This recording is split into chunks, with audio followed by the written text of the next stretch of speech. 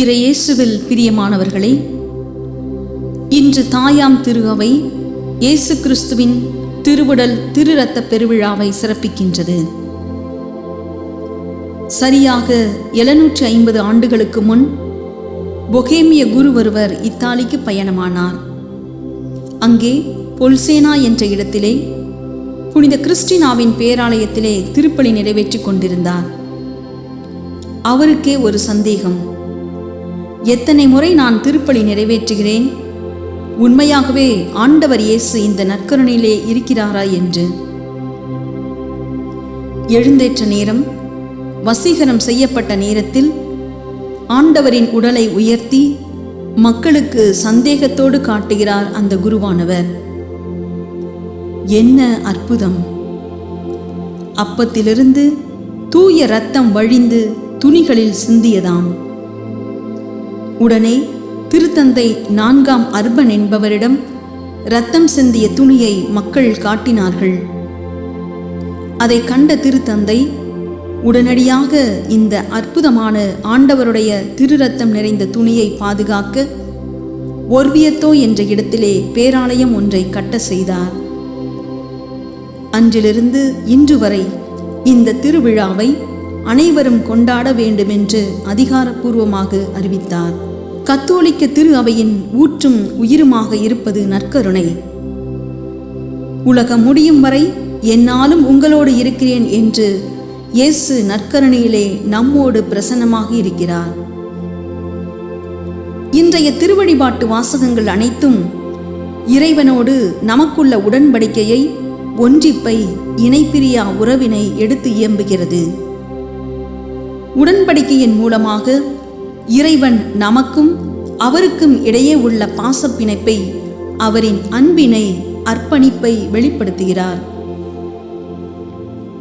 நற்கருணை வழியாக இறைவன் நம்மை தேடி வருகிறார்.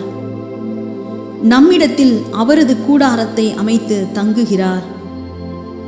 தனது திரு இரத்தத்தின் வழியாக உடன்படிக்கையின் புரிந்துணர்வை உருவாக்கி நமது எல்லா நிலைகளிலும், ஏற்றத்திலும் இரக்கத்திலும், வெற்றியிலும் தோல்வியிலும், மகிழ்விலும் துன்பத்திலும் நம்மோடு தங்கி உறுதிப்படுத்தவே இயேசு புதிய பாஸ்காவும் புதிய உடன்படிக்கையின் அடையாளமான அவரது திருவுடலையும் திரு இரத்தத்தையும் நமக்கு வழங்குகின்றார். இந்த மாபெரும் நாளிலே 3 காரியங்களை ஒவ்வொரு கத்தோலிக்கரும் நினைவில் கொள்ள வேண்டும். முதலாவது, பக்தியோடு திருப்பலியில் பங்கெடுக்க வேண்டும். அதாவது ஆண்டவருக்காக காத்திருந்து ஒருமித்த மனத்தோடு நம்மை அர்ப்பணித்து அவரை வணங்கி ஆராதித்து நன்றி செலுத்த வேண்டும். எல்லா வழிபாட்டின் முதன்மையும் ஜெபங்களுக்கெல்லாம் மாதிரியுமாய் இருப்பது திருப்பலியே. எனவே பக்தி நிறை உள்ளத்தோடு இறைவனுக்கு நன்றி கூறி நம்மையே கையளிப்போம். இரண்டாவது, தகுதியான உள்ளத்தோடு நற்கருணை ஆண்டவரை வரவேற்பது.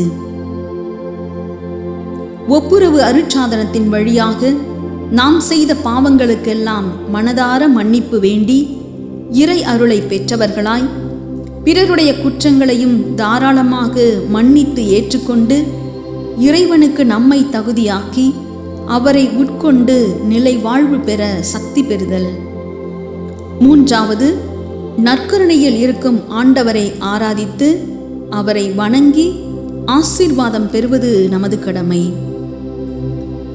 ஒருமுறை ஒருவர் புனித அன்னை தெரசாவை பார்த்து கேட்டார், எப்படிமா உனக்கு மட்டும் எல்லா வேலைகளையும் செய்ய ஆற்றலும் சக்தியும் கிடைக்கிறது என்று. அன்னை தெரசாவின் பதில் மொழி, எனக்கு எல்லா சக்தியும் ஆற்றலும் நான் ஆராதிக்கும் நற்கருணை ஆண்டவரிடமிருந்தே வருகிறது என்று பதில் சொன்னார்களாம். ஆம், நற்கருணை ஆண்டவரிடமிருந்து அன்பை பெறுவோம், ஆற்றலை பெறுவோம், எல்லா வல்லமையையும் நாம் பெற்றுக்கொள்வோம். இயேசுவின் உடல் எனது நாவில் அப்பமாக, எனது உடலின் இரத்தமாக, உயிர் மூச்சாக, எனது எண்ணமாக, என் வாழ்வை இயக்குகின்ற சிந்தனையாக, எனக்கு வாழ்வை சுமந்து வருகின்ற ஆக்சிஜனாக இயேசு ஒவ்வொரு நாளும் நற்கருணை வடிவிலே நமது உள்ளத்திலும் இல்லத்திலும் நாம் சந்திக்கின்ற ஒவ்வொரு மனிதர்களிலும் வர இருக்கின்றார். இயேசு மனுவுரு எடுத்ததன் மூலம் கடவுள் மனிதரானார். இயேசு தனது உடலையும் இரத்தத்தையும் நமக்கு வழங்குவதன் வழியாக நாம் அனைவரும் நமது எண்ணங்களில், அன்பு செயல்களில், சமூக அக்கறையில், அடுத்தவர் நலனில் கடவுளின் மகனாக மகளாக செயல்படவே இவ்வாறு செய்தார். நற்கருணையை வெறும் ஆராதனைக்குரிய மறைபொருளாக மட்டும் கருதி நம் கிறிஸ்துவ வாழ்வினை நகர்த்திவிட முடியாது. நற்கருணை நமது ஆன்மீக வாழ்வினையும் அன்றாட செயல்பாடுகளையும் மதிப்பீடுகளையும் சரிபார்க்கும் சிறந்த அளவுகோல். நற்கருணை நமக்கு வாழ்வை வழங்குகின்றது. ஏனெனில் இரத்தம் தான் ஒருவரின் உயிர் நாடி, இரத்தத்தில் தான் ஒருவரின் உயிர் உள்ளது. இயேசுவின் உடலையும் இரத்தத்தையும் நான் பெறுகின்ற பொழுது இயேசுவின் உயிர் நம்முள் நுழைந்து இயேசுவின் வாழ்வு நம்மை நிறைவடைய செய்கிறது. ஒரே இறை பந்தியில் நற்கருணையை பெறுவதன் மூலம் நாம் அனைவரும் அன்பையும் சமத்துவத்தையும் நட்பையும் மனித மாண்பையும் கொண்ட நற்கருணை சமூகத்தை உருவாக்குகின்றோம். எனவே ஒவ்வொரு நாளும் இறை ஆசீரை பெற நற்கருணை ஆண்டவரை அடிக்கடி சந்திப்போம், திடம் பெறுவோம்.